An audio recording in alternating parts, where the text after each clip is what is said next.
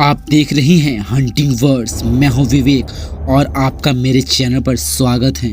फटाक से अपने कानों में ईयरफोन लगा लीजिए और तैयार हो जाइए डर को एक बार फिर से एक्सपीरियंस करने के लिए। कहानी पर आगे बढ़ूं, अगर अभी तक हमारा चैनल सब्सक्राइब नहीं किया है तो चैनल सब्सक्राइब कर लें। दोस्तों, आज मैं इस वीडियो में 2 शॉर्ट्स हॉरर स्टोरी लाया हूँ जिसे सुनने के बाद आपके भी रोंगटे खड़े होने वाले हैं। मेरा नाम आयुष है और मैं यूपी के नेटौर का रहने वाला हूँ। उस रात काफी धीमी धीमी बारिश हो रही थी और मैं रोड पर खड़े होकर अपनी बस का इंतजार कर रहा था। उस रात मैं अपनी मौसी के घर से आ रहा था और यहाँ से मुझे मेरे घर जाने के लिए 2 बस बदलनी पड़ती थी, तब जाकर मेरा घर आता था। मैंने पहली बस तो टाइम पर पकड़ ली थी, लेकिन दूसरी बस मुझसे मिस हो गई थी और मैं रोड पर खड़ा होकर दूसरी बस का इंतजार कर रहा था। देखते ही देखते वो बारिश काफी तेज होने लगी और उस भीगी रात में ना तो मेरे पास छाता था और ना ही कोई कपड़ा जिससे मैं अपने बदन को ढक सकूं। देखते देखते रात भी ज्यादा हो चुकी थी। उस समय तकरीबन 8 बज रहे थे। वैसे तो रोड पर गाड़ियां जा रही थी, लेकिन मैं जिसको हाथ देता वो रुकता ही नहीं। बस स्पीड तेज कर चला जाता। या तो वो मुझे चोर समझते या फिर अकेला समझकर मुझे बैठाते नहीं थे, या कहीं मैं उन लोगों को कोई भूत नजर आ रहा था। मैंने सोचा कि कुछ दूर आगे चला जाए, हो सकता है कि आगे मुझे बस स्टॉप मिले जहां बस रुकती हो। अगर वहां कोई बाय द वे बस रुक गई तो उस बस में बैठ जाऊंगा। जहां तक जाएगी वहां से फिर दूसरे साधन पकड़ेंगे। और मैं धीरे धीरे आगे बढ़ने लगा। मुझे थोड़ा थोड़ा डर भी लग रहा था क्योंकि वो रास्ता काफी सुनसान था। बाई चांस कभी 1-2 गाड़ियां जा रही थी, लेकिन उसके बाद ऐसे सुन सन्नाटा हो जा रहा था, लग रहा था यहाँ पर कोई है ही नहीं। थोड़ा बहुत मुझे डर लग रहा था, लेकिन मैं जैसे तैसे आगे बढ़ता रहा। मैंने अभी बढ़ना स्टार्ट ही किया था, तभी मेरे सामने से एक लड़की हंसती हुई जंगल की तरफ भागते हुए गई, जिसे देखकर मैं डर गया और वहीं रुक गया। मैंने सोचा कि इतनी रात को ये लड़की जंगल में क्यों भाग रही है। मैंने सोचा कि होगी कोई पागल लड़की, और मैं धीरे धीरे फिर आगे बढ़ने लगा। फिर तभी दोबारा वही लड़की मेरे सामने से हंसती हुई भागी जंगल की ओर। लेकिन इस बार देखकर मैं काफी डर गया और शौक लगा मुझे।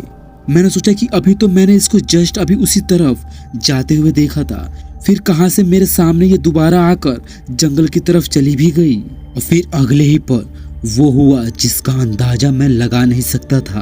वो लड़की जंगल से निकलकर मेरे आंखों के सामने मेरे सामने खड़ी हो गई और वो मुझे देखकर क्रीपली स्माइल भी कर रही थी। मुझे उस अंधेरी रात में उसका आधा शरीर ही दिखाई दे रहा था जो सफेद रंग का था। बाकी आधा शरीर उस काली रात में मिल चुका था जो मुझे ठीक से दिखाई नहीं दे रहा था, जिसे देखकर मैं भयभीत हो गया और कुछ देर के लिए वहीं स्टैचू की तरह खड़ा रहा। और वो लड़की मेरी तरफ धीरे धीरे आगे बढ़ने लगी। लेकिन तभी मुझे याद आया कि अपने पॉकेट में मैं छोटी हनुमान चालीसा की डायरी लेकर हमेशा घूमता था। मैंने झट से अपने जेब से मोबाइल निकाला और उसकी फ्लैश लाइट जलाकर हनुमान चालीसा की चौपाई पढ़ने लगा और उसे इग्नोर करके हनुमान चालीसा की चौपाई पढ़ने लगा। जब तक मैंने चौपाई कंप्लीट नहीं की, मैंने उस लड़की की तरफ आंख उठाकर देखा भी नहीं। और जैसे ही मेरी चौपाई खत्म हुई, मैंने रोड की तरफ देखा तो वो लड़की कहीं गायब हो चुकी थी। जिसके बाद मैं सिर्फ हनुमान जी का नाम लेने लगा, क्योंकि आज मेरी जान हनुमान जी ने किसी तरह से बचा दी। और तभी मेरे सामने एक कार आकर खड़ी हो गई और उस कार का मालिक बाहर निकलकर मुझसे पूछने लगा कि इतनी रात को तुम कहाँ जा रहे हो, आओ कुछ दूर तक मैं छोड़ देता हूँ। जिसके बाद उस आदमी को बिना बताए हुए ही मैं उस कार में बैठ गया। जिसके बाद उसने मुझे बस स्टॉप पर छोड़ा और मैं वहाँ से बस लेकर सीधा अपने घर पहुँच गया। अब बढ़ते हैं दोस्तों दूसरी कहानी की ओर। दोस्तों, मेरा नाम गणेश है और ये कहानी 2007 की है। वैसे तो मैं रहने वाला बिहार का हूँ, लेकिन मैं यूपी के बिजनौर जिले में रहता था, क्योंकि वहाँ पर मेरे पिताजी एक स्टील प्लांट में कर्मचारी थे और हमारी पूरी फैमिली बिजनौर में ही रहा करती थी। पापा सुबह 8 बजे ड्यूटी चले जाते थे, हम लोग स्कूल और मम्मी घर पर ही रहकर अपने घर का कामकाज ही किया करती थी। काफी मजे से दिन बीत रहे थे, लेकिन मुझे कहाँ पता था कि एक दिन ये मजा मेरे लिए अभिशाप बन जाएगा और मुझे नाइटमेयर बनकर रातों के मेरे सपने में परेशान करेगा। बिजनौर में रहते हुए हम लोगों को 10 साल हो चुके थे और हमारी जान पहचान काफी बढ़ चुकी थी। मेरे भी काफी फ्रेंड्स थे, जो अच्छे भी थे बुरे भी थे। एक दिन ऐसा हुआ, हम लोगों ने प्लान किया कि रात को 8 बजे बगीचे से आम तोड़ने के लिए जाएंगे, आम चुराने के लिए। और उस समय मेरी उम्र 11 साल की थी और इस उम्र में क्या सही है क्या गलत मुझे नहीं पता था और ना ही मेरे ग्रुप के फ्रेंड्स को। बस हम लोगों ने प्लानिंग क्रिएट कर लिया कि हमें रात को 8 बजे बगीचे से आम चोरी करने जाना है तो जाना है।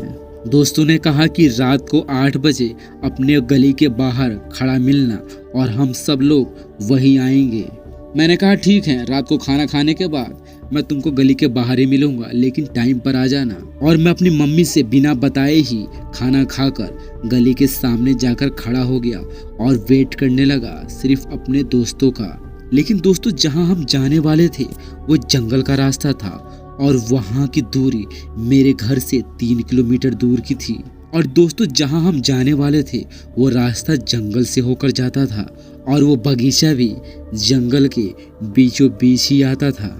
एक एक करके सारे दोस्त इकट्ठा हो गए और धीरे धीरे हम उस रास्ते आगे बढ़ने लगे।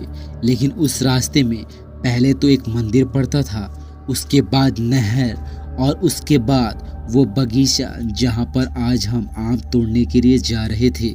मैंने रास्ते में अपने दोस्त से पूछा कि कोई टॉर्च वॉर्च लेकर आया है या नहीं, और मेरी बात सुनकर सबको शौक लगा और वो कहने लगे कि हमारे पास तो टॉर्च है ही नहीं।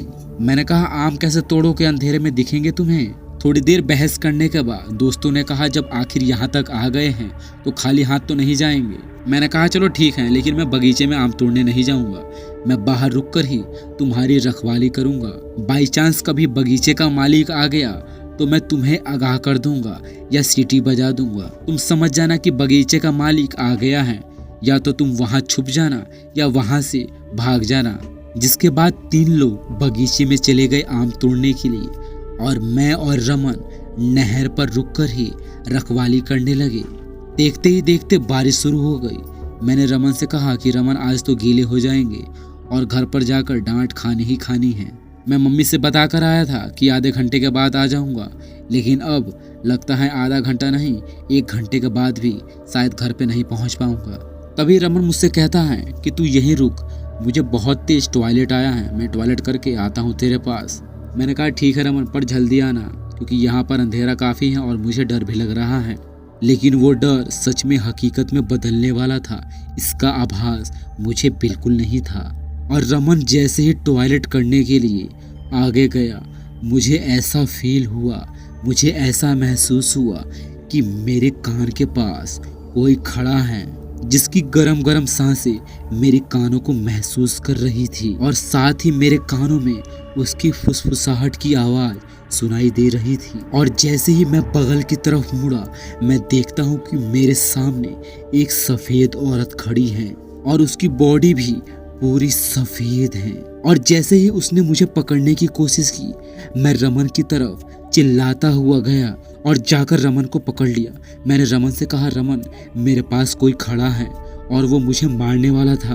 रमन कहने लगा कि क्या बकवास करता है, मुझे आए हुए अभी 1 मिनट नहीं हुआ होगा। मैंने रमन से कहा कि सच बोल रहा हूँ मैं, तुझे विश्वास नहीं होता है तो खुद चल कर देख ले।